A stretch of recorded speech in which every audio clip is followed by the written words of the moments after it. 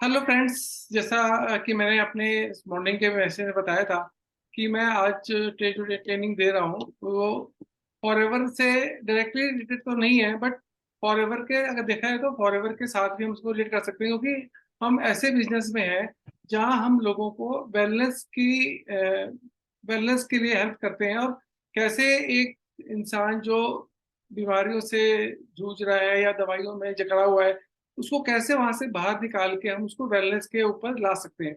तो इस टॉपिक पे आज मैं थोड़ा सा आपको बताने वाला हूँ। तो एक कहावत है, कईयों ने सुनी होगी कईयों ने नहीं सुनी होगी, कि यह बोला जाता है कि जो योगी होता है वो एक बार खाता है, और जो भोगी होता है वो दो बार खाता है, और जो रोगी होता है वो तीन बार खाता है या बार बार खाता है। तो सुना है किसी ने इस बारे में? तो इसका क्या मतलब होता है?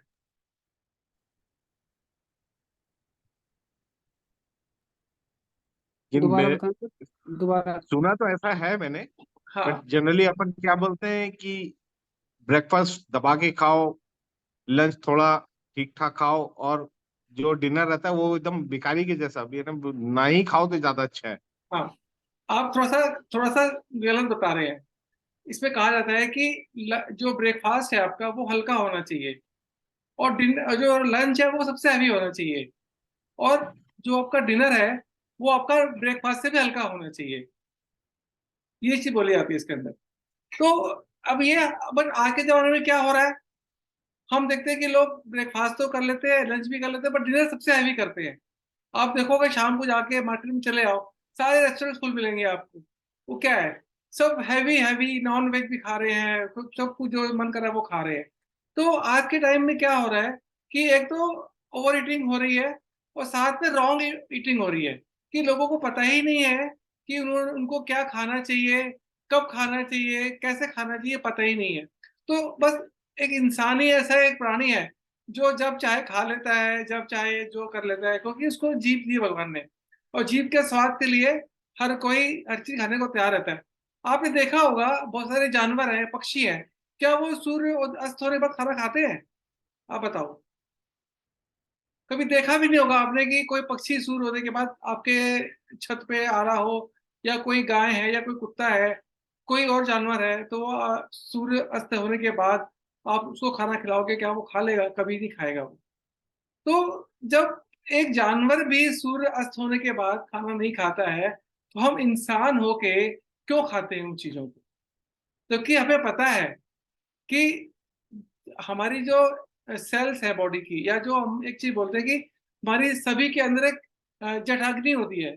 जठराग्नि जो होती है वो सूर्य के हिसाब से काम करती है। जब सूर्य उदय होता है तो वो बढ़ती जाती है, जिस तरीके से सूर्य उदय बढ़ता जाता है, जैसे कि सुबह हुआ, फिर दोपहर हुई, फिर शाम हुई।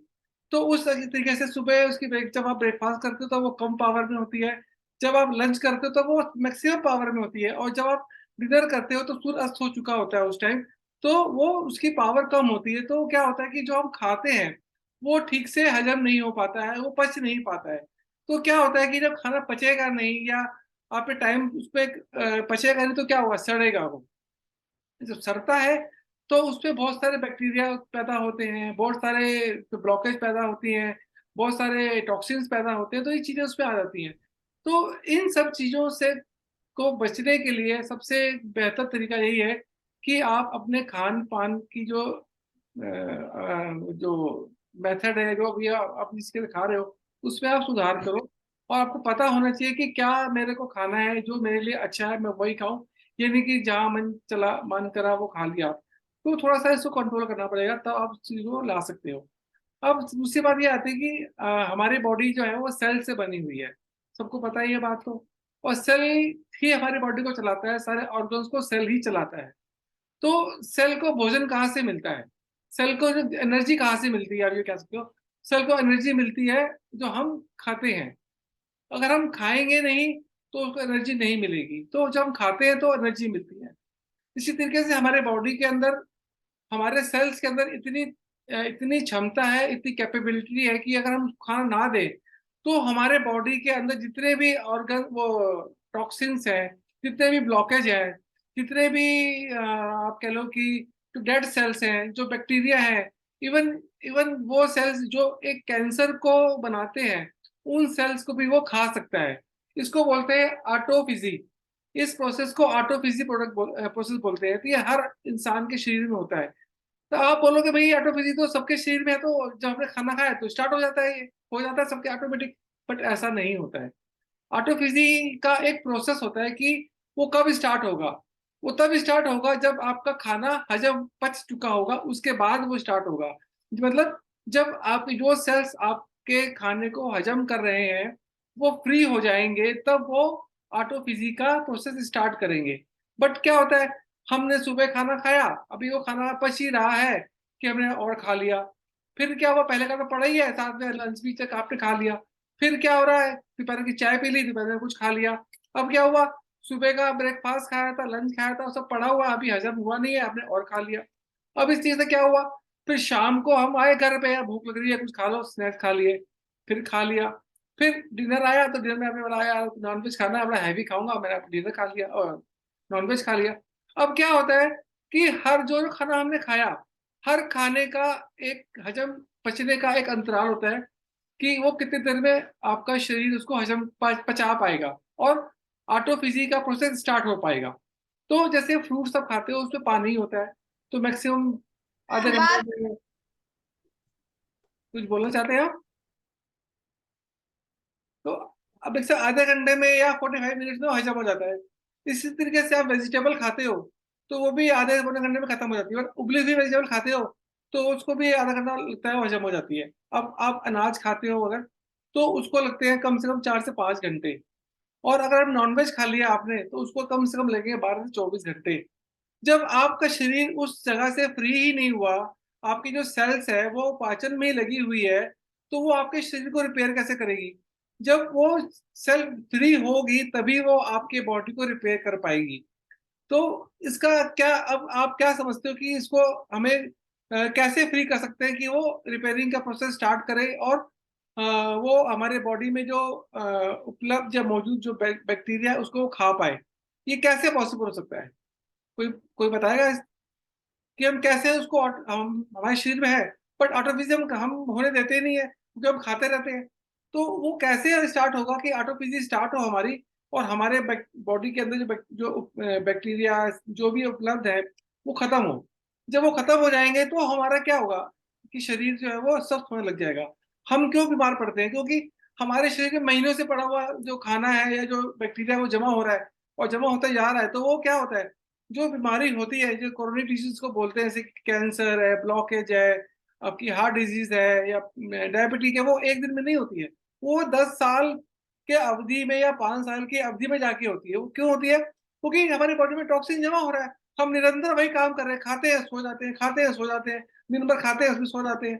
तो हमारा खाना हजम होता ही नहीं है, और वो ऑटोफिजी का जो प्रोसेस है वो स्टार्ट होता ही नहीं बॉडी के अंदर। तो हम इसीलिए क्या होता है, हम एक टाइम बाद बीमार बीमार पड़ने लग जाते हैं। और हम ये भी नहीं कि एक ही बीमारी से बीमार पड़ेंगे, कई बीमारी से हम बीमार पड़ते हैं कि जोड़ों में भी दर्द हो गया है क्या, और डायबिटीज भी हो गई है, और हार्ट में भी ब्लॉकेज हो गई है, बहुत चीजें हो जाती है, मतलब कोई नंबर ऑफ डिजीज है, मैं सबका नाम तो अभी नहीं ले सकता हूँ।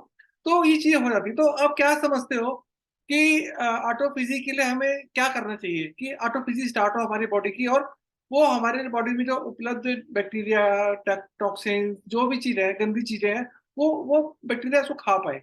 क्या समझते हो आप? अर्ली अर्ली डिनर हम कर कर सकें, ताकि डिनर के बाद फिर जब हम मॉर्निंग का खाएं तो उसके लिए ज्यादा ज्यादा टाइम हो।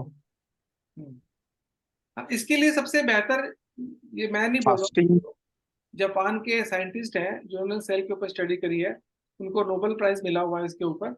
तो उन्होंने स्टडी करी तो उन्होंने बताया कि अगर हम फास्टिंग करते हैं, इसको एक बोलते हैं फ्यूल रिसाइकलिंग प्रोसेस। तो जब हम फास्टिंग करते हैं या जब अपने जो फ्यूल को रिसाइकल करते हैं, मतलब कि जो सेल को फ्यूल चाहिए उसको हम रिसाइकल कर रहे हैं, हम तुरंत नहीं दे रहे हैं उसको, टाइम बढ़ा रहे हैं उसका, रिसाइकल करने के लिए उसको मौका दे रहे हैं। तो हम इससे बेटर क्या होता है कि हम जो हम खाना खा रहे हैं रात का, वो हम जल्दी खाएं। सूर्य जब अस्त होता है लगभग 7 से 8 बजे, 7 बजे, तब खा लें। और सुबह का खाना हम जो है कम से कम 10 बजे, या हो सके तो 9 बजे या 8 बजे करें, ताकि हमारा एक जो 12 घंटे का टाइम मिला हमारे को, उस प्रोसेस के अंदर हमारा फूड डाइजेशन हो जाए और जो ऑटोफेजी है वो स्टार्ट हो जाए। ये शुरुआत में नहीं होगा, क्योंकि पहले ही हमारे पेट में या हमारे अंदर बहुत सी चीज जमा पड़ी है, पहले वो खत्म होंगी, उसके बाद वो चीज स्टार्ट होगी। तो जब आप स्टार्ट करते हो इन चीजों को, तो एक टाइम बाद क्या होता है कि जब हमारे सेल्स को एनर्जी नहीं मिलती है, या उनको कहो कि उसको काम करने के लिए एनर्जी नहीं मिलती है, तो वो क्या करता है, उसके अंदर की इतनी कैपेसिटी है कि वो हमारी बॉडी के अंदर जितने भी अनवांटेड जो चीजें पड़ी हुई हैं, बैक्टीरिया बैक्टीरिया और टॉक्सिन, सबको खा सकता है वो।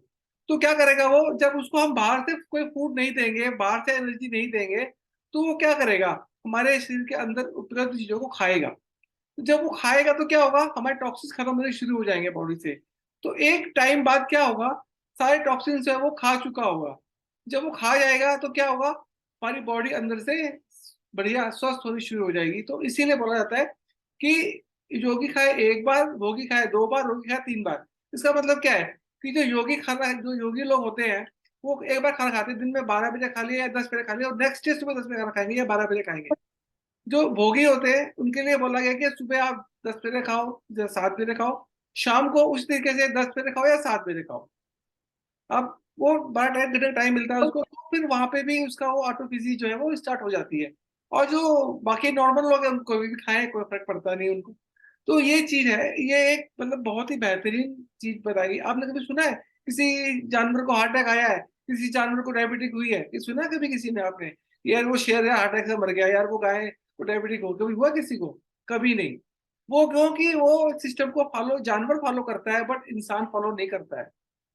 तो हमें जरूरी है कि हम इस सिस्टम को फॉलो करें और अपने खाने को उसी हिसाब से खाएं। ये भी नहीं कि, और खाने में भी बहुत वैरायटी है, आप खा सकते हो। शाम का खाना सबसे हल्का खाना है आपको, उसमें आप वेजिटेबल खा सकते हो, बॉयल करके खा सकते हो, आप सैलेड खा लो।